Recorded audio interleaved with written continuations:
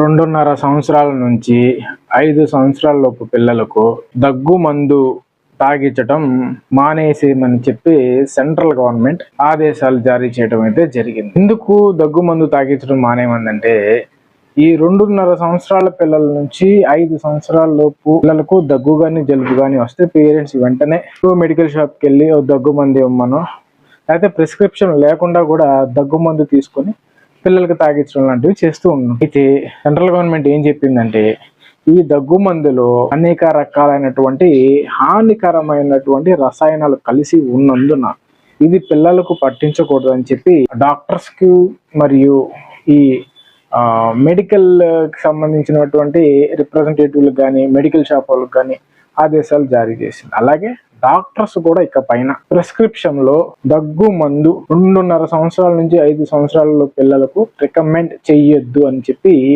గట్టిగా చెప్పడం కూడా జరిగింది. ఇక పైన 2.5 సంవత్సరాల నుంచి 5 సంవత్సరాల పిల్లలకు ఎక్కడా కూడా ప్రిస్క్రిప్షన్ లేకుండా ఈ దగ్గు మందు అనేది ఇవ్వటం అనేది జరగదు. ప్రతి ఒక్క తల్లిదండ్రులు చిన్నపిల్లలకు జలుబు దగ్గు రాగానే ఇమీడియట్ గా ఈ దగ్గు మందు తాగించడం మానేయమని వెంటనే డాక్టర్ని సంప్రదించి ఆ నివారణ చర్యలు తీసుకోవాల్సిందిగా కేంద్ర ప్రభుత్వం అందరికీ ఆదేశాలు జారీ చేయడం అనేది జరిగింది. ప్రతి ఒక్కరూ దీన్ని గమనించవలసిందిగా నా మనవి.